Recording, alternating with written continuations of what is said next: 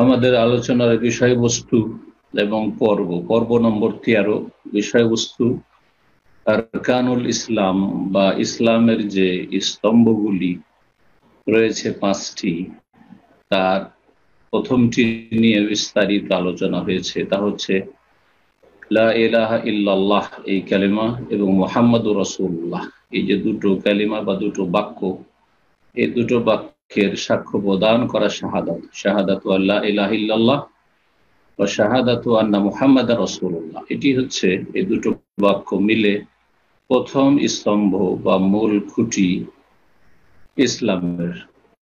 তারপরে আরো 4টি রয়েছে, যা আপনাদের জানা রয়েছে: সালাত, যাকাত, সিয়াম, হজ। এই সমস্ত যে রুকনগুলি রয়েছে ইসলামের, যেগুলো অত্যন্ত গুরুত্বপূর্ণ বিষয় দ্বীন ইসলামের, সেগুলির প্রত্যেকটি দলিল বর্ণনা করছেন। শুরু করছেন লেখক সালাত এবং যাকাতের দলিল নিয়ে। বলছেন, মা দলিলুস সালাত ওয়াজ যাকাত। সালাত এবং যাকাত যে শরীয়তের গুরুত্বপূর্ণ বিধান, ফরজ এবং ইসলামের অন্যতম রুকন, স্তম্ভ, সালাত এবং তারপরে যাকাত। সালাতের পরে যাকাতের গুরুত্ব। আমাদের দেশে যেমন বলা হয় নামাজ, রোজা, সেটাতে যাকাতের গুরুত্বটা একটু কমে যায় অনেকের কাছে। আল্লাহ রাব্বুল আলামিন কোরআনে কারীমের অধিকাংশ আয়াতগুলিতে সালাতের সাথে যাকাতের কথা বর্ণনা করেছেন। ফাকিমুস সালাত ওয়া আতুজ যাকাত, মান আকামাস সালাত ওয়া আতাজ যাকাত, এইভাবে। অথবা আল্লাযীনা ইউকিমুনাস সালাতা ওয়া মিম্মা রাযাকনাহুম ইউনফিকুন, সালাত কায়েম করে এবং যা তাদেরকে আমি দিয়েছি রিজক, ধন সম্পদ, তা হতে তারা ব্যয় করে, অর্থাৎ খরচ করা হচ্ছে যাকাত দেওয়া। আর একটি ফরজ হচ্ছে, যেসব ফরজ দায়িত্ব রয়েছে অন্যদের ক্ষেত্রে, স্ত্রী, ছেলে মেয়ে, বাপ মা, এদের ক্ষেত্রে, ছোট নাবালক নাবালিকা, ভাই বোন, তাদের ক্ষেত্রে সেসব ফরজ ব্যয় বহন করা। তো ফরজ ব্যয় বহন করার একটি গুরুত্বপূর্ণ দিক বা ব্যয় করার একটি গুরুত্বপূর্ণ দিক হচ্ছে যাকাত। বলছেন যে মা দলিলুস সালাত ওয়াজ যাকাত, সালাত এবং যাকাতের দলিল কি কোরআনে কারীমে অথবা রাসূলুল্লাহ সাল্লাল্লাহু আলাইহি সাল্লামের হাদিসে। বলছেন প্রথম দলিল, কাল আল্লাহ তাআলা, মহান আল্লাহ ইরশাদ করেন, ফাইন তাবু ওয়া আকামুস সালাতা ওয়া আতাউজ যাকাতা ফাখাল্লু সাবিলাহুম। অতএব তারা যদি তওবা করে, অর্থাৎ যারা শিরক কুফরির অবস্থায় রয়েছে, ঈমান ইসলামের গণ্ডির বাইরে রয়েছে, তারা যদি তওবা করে, মানে ফিরে আসে, ইসলামের দিকে ফিরে আসে। যারা বেনামাজি হয়ে রয়েছে, যাকাত প্রদান করেন না, জন্মসূত্রে মুসলিম, বড় হয়েছে কিন্তু তাদের মধ্যে নেই সালাত, নেই যাকাত, আল্লাহ বলছে ফাইন তাবু, অতএব তারা যদি তওবা করে ফিরে আসে, তওবা করা মানে ফিরে আসে, আল্লাহর দিকে ফিরে আসে, আল্লাহর দ্বীনের দিকে ফিরে আসে, ওয়া আকামুস সালাত, এবং সালাত কায়েম করে। সালাত কায়েম করা মানে ফরজ সালাত। যেখানে আল্লাহ রাব্বুল আলামিন সালাত কায়েম করার কথা বলেছেন, তার মানে হচ্ছে ফরজ সালাত কায়েম করা। আর ফরজ সালাত প্রতিদিনে 5 ওয়াক্ত। আর 5 ওয়াক্তে আল্লাহ রাব্বুল আলামিন যেইভাবে ভাগ বন্টন করে দিয়েছেন, যেই ওয়াক্তে যত রাকাত বলেছেন সেইভাবে আদায় করা। 17 রাকাতকে আল্লাহ রাব্বুল আলামিন ফরজ করেছেন দিন রাতে, খামসু সালাওয়াতিন ফি কুল্লি ইয়াউমিন ওয়া লাইলা, 5 ওয়াক্ত সালাত আদায় করতে হবে। 4 করবেন, 3 করবেন, আর বলবেন যে আমি বেশি বেশি সুন্নত পড়ে নেব, নফল পড়ে নেব, তাহাজ্জুদ পড়ে নেব, এটা চলবে না। এটা আপনার খেয়াল খুশি আপনি দিন ধর্ম করলেন। ইবাদত বন্দেগী করতে হবে আল্লাহর, সুতরাং ইবাদত বন্দেগী করতে হবে আল্লাহ রাব্বুল আলামিনের নির্দেশ অনুযায়ী।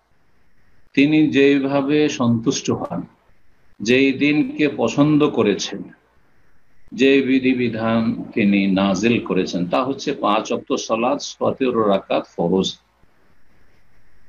ওয়া আকামুস সালাত, সালাত কায়েম করবে। সালাত কায়েম যদি যথাযথ করেন, তাহলে তার বেশ কিছু দিক রয়েছে। তার একটি দিক হচ্ছে যা উল্লেখ করলাম যে 5 ওয়াক্ত সালাত আদায় করতে হবে, তাতে কোনো ঘাটতি বা বাড়তি চলবে না। যেমন 4 ওয়াক্ত চলবে না, তেমন 6 ওয়াক্ত চলবে না। ৭০ রাকাত ফরজ আদায় করতে হবে, তাতে কোন রকমের ঘটানো বাড়ানো চলবে না, যে আমরা ফজরে 4 পড়বো, মাগরিবে 5 পড়বো, চলবে না। জি, এ হচ্ছে সালাত কায়েম করা। সালাত কায়েম করার দ্বিতীয় দিক হচ্ছে সময় মতো সালাত আদায় করা। ইন্না সালাতা কানাত আলাল মুমিনিনা কিতাবাম মাওকুতা, সময় আল্লাহ নির্ধারণ করেছেন শুরু এবং শেষ প্রতিটি সালাতের। সালাত কায়েম করার তৃতীয় দিক হচ্ছে যে পুরুষ লোকেরা জামাত সহকারে মসজিদে গিয়ে আদায় করবে। সালাত কায়েমের চতুর্থ দিক হচ্ছে যে সালাতের যে রোকন ফরজগুলি রয়েছে 14টি, আর 8টি রয়েছে ওয়াজিবাত, আর বাকি সবগুলি সুন্নত বাচনিক অথবা কর্মগত যথাযথ সুন্দরভাবে আদায় করবে। রোকন ফরজে অথবা ওয়াজিবাতে বা সুন্নতেও ইচ্ছা করে ঘাটতি করবেন না, আর ফরজ রুকনে আর ওয়াজিবে তো ঘাটতি চলবেই না।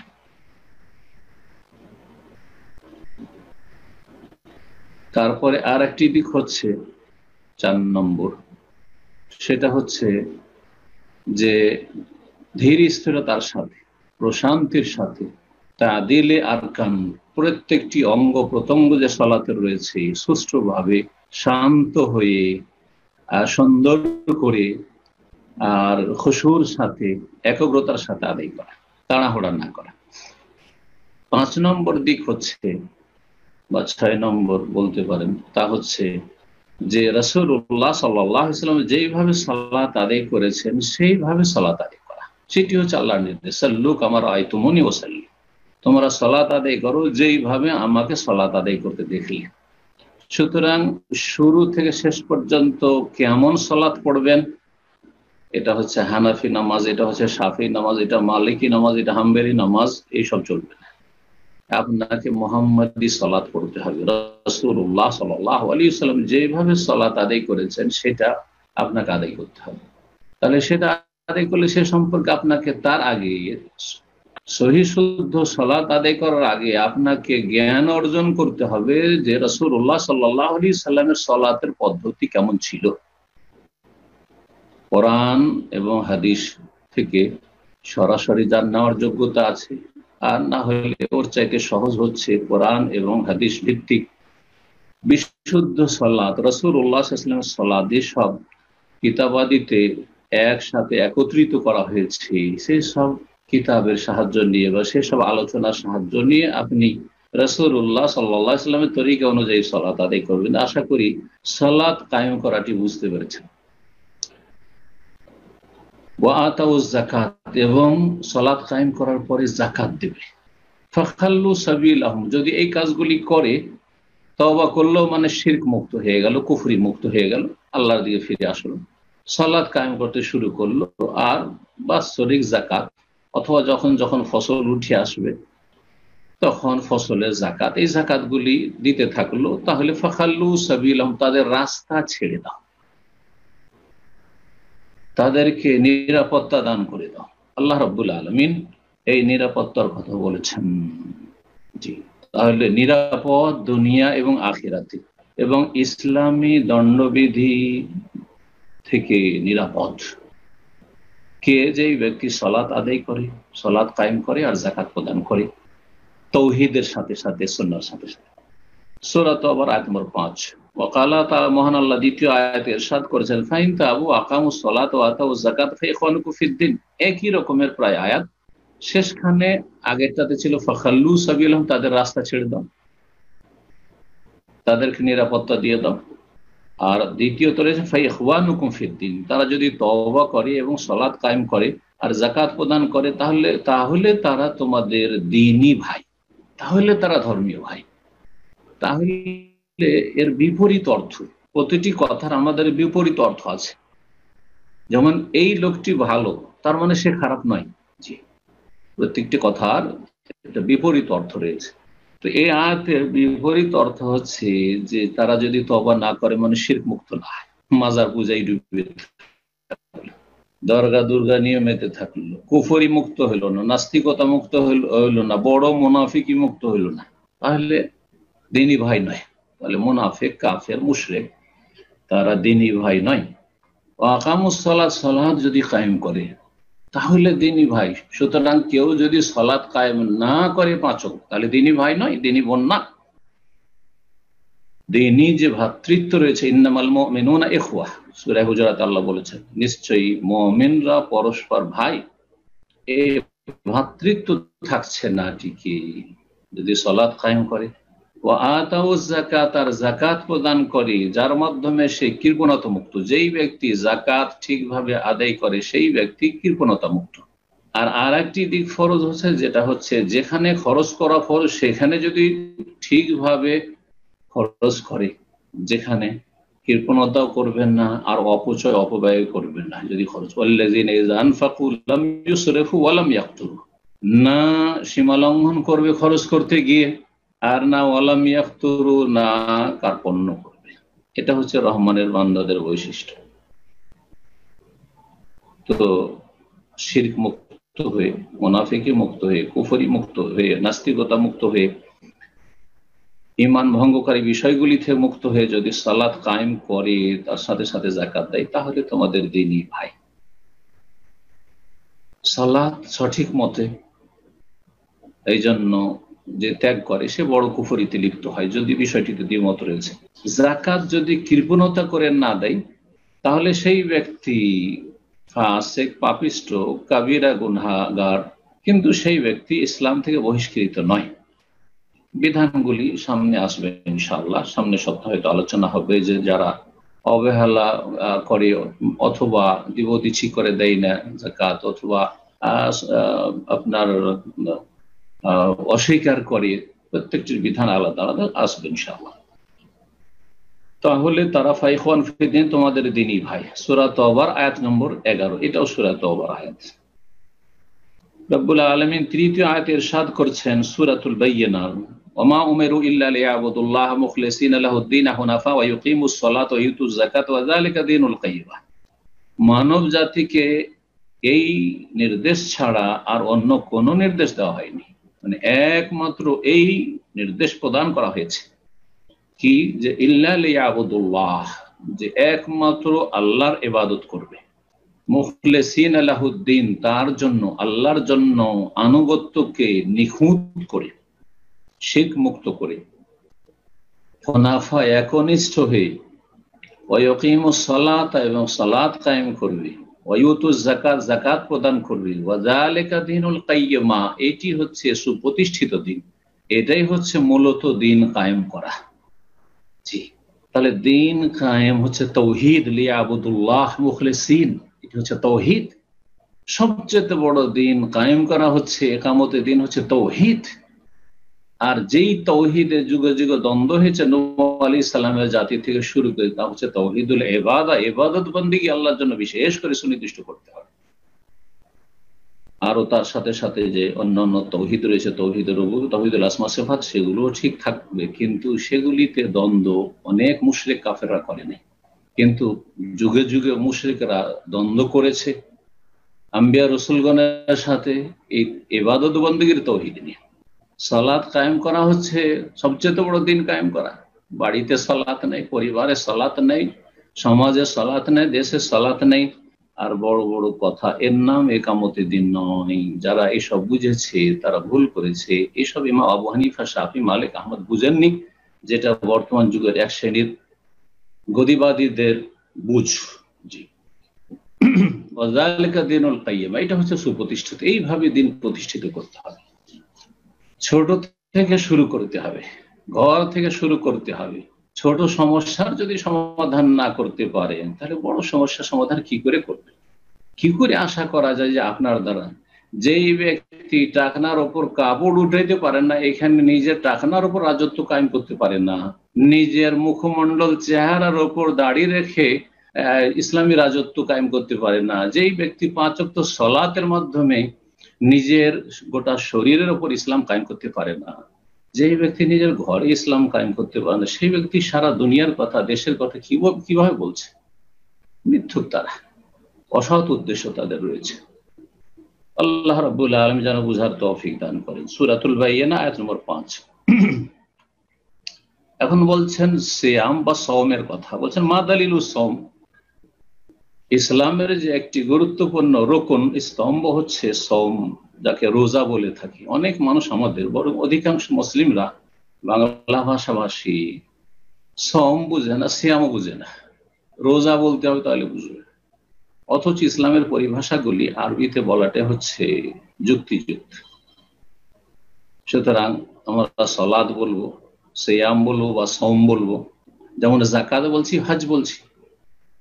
যাকাত আর হজ তো আরবিতে বলছি, ওগুলো তো ফার্সি করি নাই। কিন্তু সালাদকে নামাজ বানিয়ে দিলাম, সিয়ামকে রোজা করে দিলাম, ফার্সি মিডিয়াম।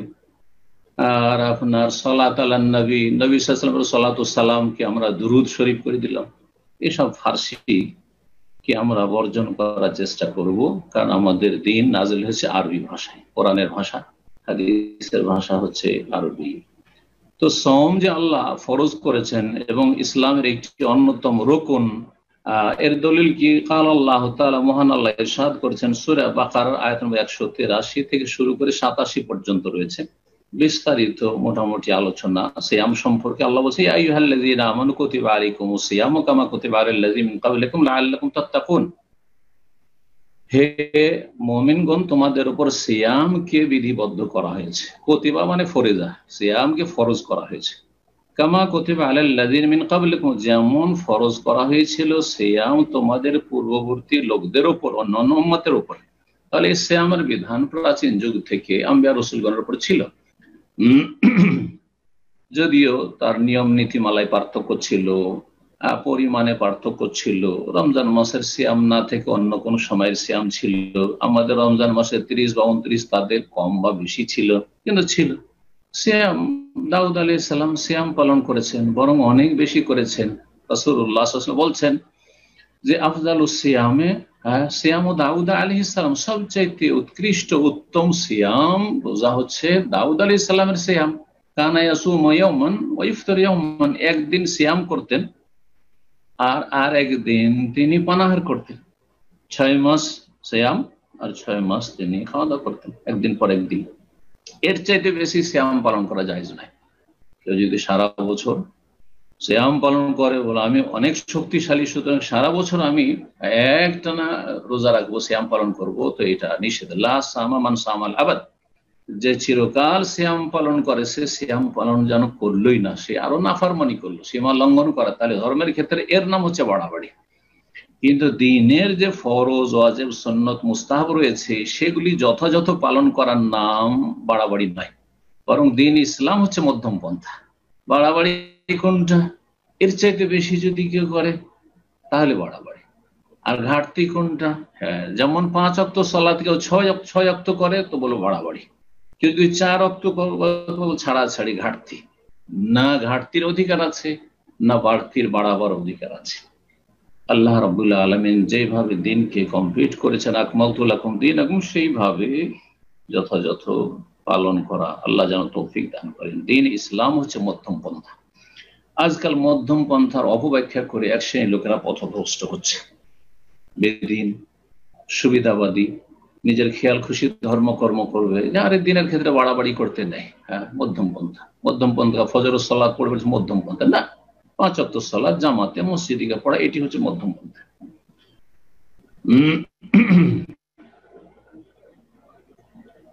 রব্বুল আলামিন আরো ইরশাদ করছেন 185 নম্বর আয়াতে, এই আয়াতটিতে সিয়াম ফরজ করা হয়েছে, কিন্তু রমজানে একথা বলা হয়নি। 185 নম্বর আয়াত আল্লাহ বলছেন, শাহরু রমাদান আল্লাযী উনজিলা ফীহিল কুরআন হুদাল লিন-নাস ওয়া বায়িনাতিন মিনাল হুদা ওয়াল ফুরকান, রমজান মাসের কথা উল্লেখ করেছেন। তারপরে বলছেন ফামান শাহিদা মিনকুমুশ শাহরা ফালিয়াসুম, সুতরাং কেউ যদি এই রমজান মাসে উপস্থিত হয়ে যায়, রমজান মাস পেয়ে গেছি মুকিম অবস্থায়, সুস্থ অবস্থায়, ফালিয়াসুমহু, তাহলে অবশ্যই সে যেন সিয়াম পালন করে। এই আয়াত দ্বারা রমজানের সিয়ামকে ফরজ করা হয়েছে। একটি হাদিসও নিয়ে এসেছেন সালাত এবং সিয়াম সম্পর্কে, যাকাত সম্পর্কে অনেক হাদিস রয়েছে। সংক্ষেপের উদ্দেশ্যে বা সংক্ষিপ্ত করার উদ্দেশ্যে হাদিস বেশি নিয়ে আসেননি। হাদিসটি হচ্ছে সেই বেদুইনের হাদিস, যে বেদুইনের নাম ছিল দিমাম ইবনে সালাবা রাদিয়াল্লাহু তাআলা আনহু রাসূলুল্লাহ সাল্লাল্লাহু আলাইহি ওয়াসাল্লামের কাছে এসে যখন ইসলাম গ্রহণ করলেন, বললেন আখবিরনি মাযা ফারাদাল্লাহু আলাইহি মিনাস সিয়াম, আমাকে বলুন তো আল্লাহ আমার উপর কতটা সিয়াম ফরজ করেছেন। ফাকালা সাল্লাল্লাহু আলাইহি ওয়াসাল্লাম, তখন রাসূলুল্লাহ সাল্লাল্লাহু আলাইহি ওয়াসাল্লাম বলেন শাহরু রমাদান, রমজান মাসে সিয়াম ফরজ, ইল্লা আন তাতাওয়া শাইয়ান, তবে তুমি যদি কিছু নফল করো, অতিরিক্ত আদায় করো। সহিহ বুখারী সহিহ মুসলিমের হাদিস, তালহা বিন উবাইদুল্লাহ রাদিয়াল্লাহু তাআলা আনহু থেকে বর্ণিত হাদিস। তারপরে বলছেন মাদারিল হজ, হজ যে ইসলামের পঞ্চম রুকন, যেটি জীবনে একবার ফরজ, আর বাকি যত করবে মানুষ তা হচ্ছে নফল। হজ জীবনে একবার ফরজ, সিয়াম বছরে 1 মাস, যাকাত প্রতি বছরে, আর পক্ষান্তরে সালাত হচ্ছে প্রতি বছরও না, 2টো ঈদ পড়লো বাস মুসলিম, প্রতি সপ্তাহে শুধু জুমা পড়া মুসলিম তাও না, প্রতিদিন একবার তাও না, 2 বার তাও না, খেয়াল খুশি তাও না, বরং প্রতিদিন 5 বার করে সালাত আদায় করতে হবে। সুবহানাল্লাহ। প্রত্যেকটি বিধিবিধান, যাকাত, সিয়াম, হজ, হিজাব, পর্দা, যা কিছু দিনের হালাল হারাম রয়েছে জমিনে নাযিল হয়েছে, কিন্তু সালাতের বিধান নাযিল হয়েছে 7 আসমানের উপর মেরাজে। সরাসরি আল্লাহ রাব্বুল আলামিন সালাতের নির্দেশ দিয়েছেন, সালাতের ওহী করেছেন। পক্ষান্তরে অন্যান্য যাবতীয় আদেশ নিষেধ এসেছে জিবরিল মারফুত আলাইহিস সালাতু ওয়াস সালাম, রাসূলুল্লাহ সাল্লাল্লাহু আলাইহি ওয়াসাল্লামের কাছে জিবরাইল আলাইহিস সালামের মাধ্যমে আল্লাহ এই সব বিধান নাযিল করেছেন। তাহলে এই সবের দ্বারা আমরা সালাতের গুরুত্ব বুঝতে পারি। সালাত ছাড়া 5 ওয়াক্ত সালাত পড়ছেন না, নিজেকে মুসলিম বলছেন, হতভাগা হবেন না। আল্লাহর ওয়াস্তে নিজের ইসলামকে টিকিয়ে রাখেন, ওয়ালা তামুতুন্না ইল্লা ওয়া আনতুম মুসলিমুন, আরে কমপক্ষে মুসলিম হয়ে মরার চেষ্টা করেন। মুসলিম হয়ে যদি মৃত্যুবরণ করতে পারেন তাহলে অবশ্যই একদিন জান্নাত পাবেন, কিন্তু মুসলিম হওয়ার জন্য 5 ওয়াক্ত সালাত পড়তে হবে, ৭০ রাকাত পড়তে হবে। আল্লাহ যেন বুঝার তৌফিক দান করেন।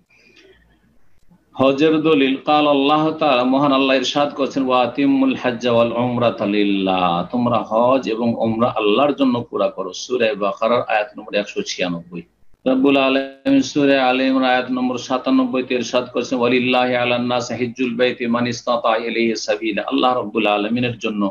তাহলে হজ হবে কার জন্য? ওয়ালিল্লাহি। আগের আয়াতও ছিল ওয়া আতিমুল হজ্জ ওয়াল উমরাতা লিল্লাহ, এখানেও লিল্লাহ সেখানেও লিল্লাহ, তার মানে প্রথম শেখানো হচ্ছে ইখলাস, নিষ্ঠা। হজ যেন হয়, উমরা যেন হয় আল্লাহর জন্য। লোকজন হাজি বলবে, হজ না করে লোকে কি বলবে? এত টাকা পয়সা আছে, মানুষে বলছে হাজি কি হজ করেছেন, মানুষের জবাব কি দেব? আছি সৌদি আরবে, যাবো দেশে, সবাই জিজ্ঞেস করবে হজ করেছো কিনা, এ উত্তর দেওয়ার জন্য না, না না, দুনিয়ার কোনো খ্যাতির জন্য না, চক্ষু লজ্জায় নয়, স্বার্থে নয়, বা ব্যবসাকে আগে বাড়ানোর জন্য, কারণ মানুষে বিশ্বাস করবে যে হাজি সাহেব মিথ্যা কথা বলতে পারে। দুনিয়ার কোনো গরজ যেন না থাকে, লিল্লাহ। ইখলাস যদি থাকে তাহলে কবুল হবে। এটি হচ্ছে প্রথম শর্ত ইবাদতবন্দি কবুল হওয়ার। আর গুরুত্বপূর্ণ ইবাদত হচ্ছে হজ। ওয়ালিল্লাহি, আগেই আল্লাহ শুরু করেছেন, আল্লাহর জন্য হজটা করিও। হিজ্জুল বাইত, হিজ্জুন আর হাজ্জুন দুটোর মানে হচ্ছে হজ, বাইতুল্লাহর হজ করা। তাহলে দুনিয়ার আর কোথাকার হজ, হজ মানে উদ্দেশ্য করে যাওয়া, ইবাদতের উদ্দেশ্য। সুতরাং কোন মাজারে যাওয়া, বাগদাদে যাওয়া, বাগদাদ শরীফ, আজমির শরীফ, শাহজালাল শরীফ, আটরশি শরীফ, চরমনাই শরীফ, কুমটঙ্গি শরীফ, কোন শরীফ নেই। বাস হিজ্জুল বাইত, বাইতুল্লাহ। করবলা শরীফ, না না না, কোন শরীফ নেই। একমাত্র 3টি পবিত্র মসজিদ দের উদ্দেশ্যে নেকির আশা নিয়ে সফর করা জায়েজ। আর হজ 3টির মধ্যে শুধুমাত্র হজ হচ্ছে বাইতুল্লাহর হজ, কাবা ঘরের। হিজ্জুল বাইতে, বাইতুল্লাহর হজ হবে মানিস্তাতা ইলাইহি সাবিল, ওই সব লোকদের উপর ফরজ যারা রাস্তা খরচের ব্যবস্থা রাখে, যাদের শক্তি সামর্থ্য আছে এই রাস্তা অতিক্রম করে আল্লাহর ঘরে পৌঁছার। যে কদিনের জন্য আসবে সেই কদিনের ভরণ পোষণ দিয়ে আসতে হবে। অধীনস্থদের স্ত্রী, ছেলে মেয়ে আছে, বাপ মা আছে, ছোট ভাই বোন আছে, আর যেসব দায়িত্ব আছে যাদের, ব্যয় বহনের ওইসব খরচ খরচা দিয়ে আসতে পারলেই হলো, আর যাতায়াত খরচ থাকলেই হলো। আমাদের দেশের লোকেরা জমি জায়গা বিক্রি করবে না, অনেক জায়গা আছে, না না অতিরিক্ত পয়সাটা এসে থাকলে হজ করব, তারপরে সরকারি বা বেসরকারি চাকরি করছি, চাকরি থেকে রিটায়ারমেন্ট হইলে আসবো, একটু ছেলে মেয়েদের বিয়ে দিয়ে নি, তারপরে হজে যাব, এসবগুলি সব জাহেলদের কথা।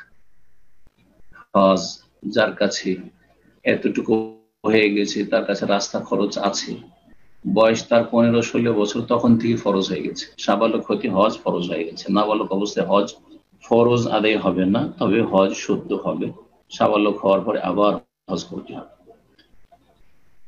নবী সাল্লাল্লাহু আলাইহি ওয়াসাল্লাম একটি হাদিস নিয়ে এসেছেন, ওয়াকালান নবী সাল্লাল্লাহু আলাইহি ওয়াসাল্লাম, নবী সাল্লাল্লাহু আলাইহি ওয়াসাল্লাম বলেছেন, ইন্নাল্লাহা কাতাবা আলাইকুমুল হাজ্জা, নিশ্চয়ই আল্লাহ রাব্বুল আলামিন তোমাদের উপর হজকে বিধিবদ্ধ করেছেন, ফরজ করেছেন। এই কাতাবা আলাইকুমুল হাজ্জা এই শব্দটি সুনানে নাসাইতে রয়েছে, পক্ষান্তরে সহিহ মুসলিম হাদিসে রয়েছে, আইয়ুহান নাস, হে মানব সকল, ইন্নাল্লাহা কাদ ফারাদা আলাইকুমুল হাজ্জা ফাহুজ্জু, নিশ্চয়ই আল্লাহ রাব্বুল আলামিন তোমাদের হজকে ফরজ করেছেন। ফারাদা, আল্লাহ ফরজ করেছে, ফাহুজ্জু, সুতরাং তোমরা হজ করো। একজন সাহাবী জিজ্ঞাসা করলেন, আফি কুল্লি আমিন ইয়া রাসূলুল্লাহ, প্রতি বছর হজ ফরজ নাকি? রাসূলুল্লাহ সাল্লাল্লাহু আলাইহি ওয়াসাল্লাম কোনো উত্তর দিলেন না। 2বার 3বার জিজ্ঞাসা করলেন, উত্তর দিলেন না। তৃতীয়বার বললেন যে লা, প্রতি বছর হজ ফরজ নাই। ওয়ালা কুলতু নাম লাওয়াজাবাত, তবে আমি তোমার এই বারবার প্রশ্ন করায় যদি বলে দিতাম যে হ্যাঁ প্রতি বছরই ফরজ, তাহলে আল্লাহ ফরজ করে দিতেন, ফরজ হয়ে যেত। আল্লাহ রাব্বুল আলামিন হয়তো রাসূলুল্লাহ সাল্লাল্লাহু আলাইহি সাল্লামকে এই ক্ষেত্রে এই এখতিয়ার দিয়েছেন যে তুমি যদি হ্যাঁ বলে দাও প্রতি বছর, তাহলে আমি হ্যাঁ করে দেব। অথবা রাসূলুল্লাহ সাল্লাল্লাহু আলাইহি সাল্লাম যদি একটি কথা বলে দেন তার জবান মোবারক দিয়ে, তাহলে আল্লাহ রাব্বুল আলামিন তার সম্মানার্থে তার কথাকে স্বীকৃতি দিয়ে দিবেন যে চলো আমার নবী যেটা বলেছে সেটাই। এই জন্য তোমরা জারুনি মা তারাকতুম, যতক্ষণ আমি চুপচাপ আছি তোমরাও চুপচাপ থাকো। ওহী নাযিল হওয়ার জামানায় বেশি বেশি অগ্রিম জিজ্ঞাসা, এটা হলে এটা কি হবে, এটা হলে কি হবে, ভবিষ্যৎ প্রশ্ন করা নিষেধ ছিল। তবে দিন সম্পর্কে যার জানার প্রয়োজন আছে, জানা নেই, অবশ্যই জানতে হবে, তারও নির্দেশ, ফাসআলু আহলা যিকরি ইন কুনতুম লা তা'লামুন, দিন সম্পর্কে না জানা থাকলে তোমরা জিজ্ঞাসা করে নাও জ্ঞানীদেরকে। এই হাদিস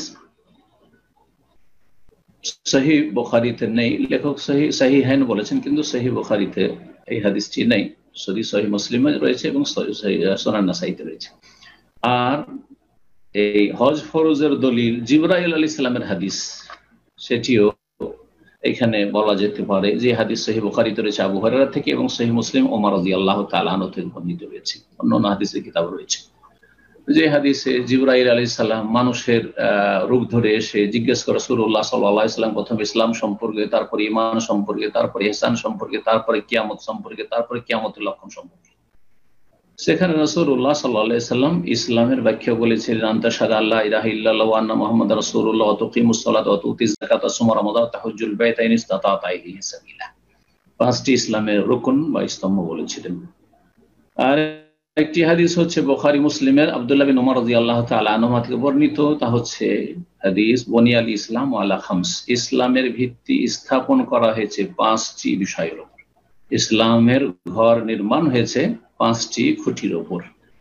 লা ইলাহা ইল্লাল্লাহ মুহাম্মাদুর রাসূলুল্লাহ সাক্ষ্য প্রদান করা, আর সালাত কায়েম করা, যাকাত প্রদান করা, রমজান মাসে সিয়াম পালন করা এবং বাইতুল্লাহর হজ করা। এছাড়া বহু দলিল রয়েছে হাদিসে এই হজের। এই বলে লেখক শেষ করছেন। এখানে আজকের আলোচনা শেষ করছি। আল্লাহ রাব্বুল আলামিন যেন যা কিছু আমরা আলোচনা করলাম তাতে বরকত দান করেন, তা যেন কবুল করেন এবং তার দ্বারা আমাদের সকলকে উপকৃত করেন, এবং রাব্বুল আলামিন আমাদেরকে দ্বীন শিক্ষার তৌফিক দান করেন, দ্বীনের উপর আমল করার তৌফিক দান করেন, দ্বীনের দিকে দাওয়াত দেওয়ার ইখলাসের সাথে তৌফিক দান করেন, এবং আল্লাহ রাব্বুল আলামিন সমস্ত রকমের অনিষ্ট থেকে, অকল্যাণ থেকে আল্লাহ আমাদের সকলের হেফাজত করেন, এবং যেসব ভাই বোনেরা হাজির হয়েছেন আল্লাহ রাব্বুল আলামিন তাদের সার্বিক জীবনে বরকত দান করেন। আল্লাহ রাব্বুল আলামিন আমাদের দুনিয়া আখিরাত যেন ভালো করেন। ওয়া সাল্লাল্লাহু ওয়া সাল্লাম আলা নবিয়িনা মুহাম্মদ ওয়া আলা আলিহি ওয়া সাহবিহি আজমাইন।